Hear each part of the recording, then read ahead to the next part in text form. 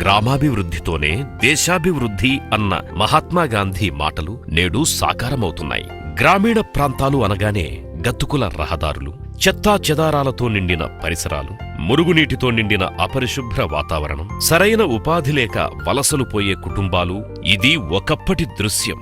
రాష్ట్ర ముఖ్యమంత్రి గారి ఆలోచనలు, దిశానిర్దేశం ప్రకారం మహాత్మాగాంధీ జాతీయ గ్రామీణ ఉపాధి హామీ పథకం అమలులో రాష్ట్ర గ్రామీణాభివృద్ధి శాఖ అనుసరిస్తోన్న వ్యూహాల వల్ల గ్రామీణ ముఖ చిత్రంలో నేడు గణనీయమైన మార్పులొస్తున్నాయి. అభివృద్ధికి ఆమడ దూరంలో ఉండే గ్రామాలు సకల సౌకర్యాలతో శోభాయమానంగా అలరారుతున్నాయి. ఒకవైపు వ్యక్తిగత అభివృద్ధికి ఉద్దేశించిన కార్యక్రమాలు అమలు చేస్తూనే మరోవైపు గ్రామ సమగ్రాభివృద్ధికి అవసరమైన మౌలిక సదుపాయాలు, సహజ వనరుల సంరక్షణ చర్యలు చేపట్టింది. పశ్చిమ గోదావరి జిల్లా భీమవరం మండలంలోని చిన అమిరం గ్రామ పంచాయతీ ఒక చక్కటి ఉదాహరణ. పంచాయతీ నిధులతో పాటు ఉపాధి హామీ నిధుల్ని సద్వినియోగం చేసుకుంటూ ప్రగతి పథంలో సాగుతోంది ఈ గ్రామం. 2014వ సంవత్సరం వరకు చిన అమిరం గ్రామ పంచాయతీ రాష్ట్రంలోని అనేక ఇతర గ్రామాల వలె పలు సమస్యలు ఎదుర్కొనేది. ఉపాధి హామీ పథకం ఒక వరంలా అందివచ్చింది. గ్రామీణ కుటుంబాలకు అందించే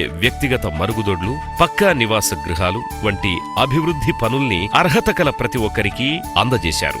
ప్రతి కార్యక్రమం కూడా మా గ్రామ పంచాయతీ నిధులు సరిపోవు కాబట్టి, అలాగే మన ఎన్ఆర్జీఎస్ నిధుల ద్వారా ఆ నిధులు మా పంచాయతీ నిధులు జోడించి గ్రామాన్ని ఎన్నో విధాలుగా ముందుకు తీసుకెళ్తూ, అలాగే రాబోయే రోజుల్లో కూడా ప్రతి పనికి కూడా ఎన్ఆర్జీఎస్ నిధుల ద్వారా చాలా మా గ్రామాన్ని అన్ని విధాలుగా మా గ్రామాన్ని చాలా చక్కగా అభివృద్ధి చేసుకుంటూ ముందుకెళ్తున్నాం. గత ఎన్నో సంవత్సరాలుగా మా గ్రామం అభివృద్ధి చెందలేంది. ఈ 3 సంవత్సరాలు ఉపాధి హామీ ద్వారా మేము చాలా అభివృద్ధి చేశాం. ఉపాధి హామీ నిధులకు 14వ ఆర్థిక సంఘం నిధుల్ని జోడించి 1,60,00,000 రూపాయల వ్యయంతో 6 కిలోమీటర్ల అంతర్గత సిమెంట్ రహదారులు నిర్మించారు. గ్రామంలో చెత్త నుంచి సంపద కేంద్రాన్ని నిర్మించారు. ప్రతి ఇంటి నుంచి చెత్తను సేకరించి ఈ కేంద్రానికి తరలిస్తున్నారు.